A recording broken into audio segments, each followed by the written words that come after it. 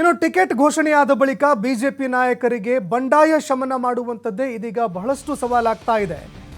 Ticket ಅಂತೂ ಘೋಷಣೆ ಮಾಡಿ ಆಯಿತು, ಆದರೆ ಟಿಕೆಟ್ ಘೋಷಣೆ ಮಾಡಿದ ಬೆನ್ನಲ್ಲೇ ಬಿಜೆಪಿ ಪಾಳಯದಲ್ಲಿ ಅಸಮಾಧಾನ ಹೆಚ್ಚಳವಾಗ್ತಾ ಇದೆ. ಮತ್ತೊಂದೆಡೆಯಲ್ಲಿ ಕಾಂಗ್ರೆಸ್ನ ನಾಯಕರು ಯಾರ್ಯಾರು ಅಸಮಾಧಾನಿತರಿದ್ದಾರೆ ಅಂತವ್ರನ್ನ ಸೆಳೆಯುವಂತಹ ಕೆಲಸ ಮಾಡ್ತಾ ಇದ್ದಾರೆ. ಹೀಗಾಗಿ ಬಿಜೆಪಿಗರಿಗೆ ಇದು ಒಂದು ರೀತಿಯಾಗಿ ತಲೆನೋವಾಗಿ ಪರಿಣಮಿಸ್ತಾ ಇದೆ. ಬಿಜೆಪಿ ವಿರುದ್ಧ ರಾಜ್ಯ ಒಕ್ಕಲಿಗ ಸಮುದಾಯದಿಂದ ಆಕ್ರೋಶ ಕೂಡ ವ್ಯಕ್ತವಾಗಿದೆ.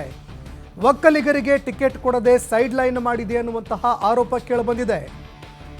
ಲೋಕಸಭೆ ಚುನಾವಣೆಯಲ್ಲಿ ಸಿಟಿ ರವಿ ಪ್ರತಾಪ ಸಿಂಹಗೆ ಕೋಕ್ ಕೊಟ್ಟಿದ್ದಾರೆ. ಇಬ್ಬರಿಗೂ ಕೂಡ ಟಿಕೆಟ್ ಕೈ ತಪ್ಪಿದೆ. ಚಿಕ್ಕಮಗಳೂರಿನ ರಸ್ತೆಯಲ್ಲೇ ಟೈರ್ಗೆ ಬೆಂಕಿ ಹಚ್ಚಿ ಒಕ್ಕಲಿಗ ಮಹಾಸಭಾದ ಅನೇಕ ಕಾರ್ಯಕರ್ತರು ಆಕ್ರೋಶ ಹೊರಹಾಕಿದ್ದಾರೆ. ನಮ್ಮ ಸಮಾಜದ ನಾಯಕರಿಗೆ ಅನ್ಯಾಯ ಆಗಿದೆ.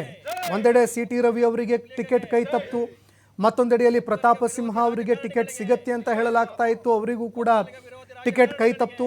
ಹೀಗಾಗಿ ಬಿಜೆಪಿಯಲ್ಲಿ ಒಕ್ಕಲಿಗರಿಗೆ ಅನ್ಯಾಯ ಆಗಿದೆ ಅಂತ ಒಕ್ಕಲಿಗ ಸಮುದಾಯದಿಂದ ಆಕ್ರೋಶ ವ್ಯಕ್ತವಾಗ್ತಾ ಇದೆ.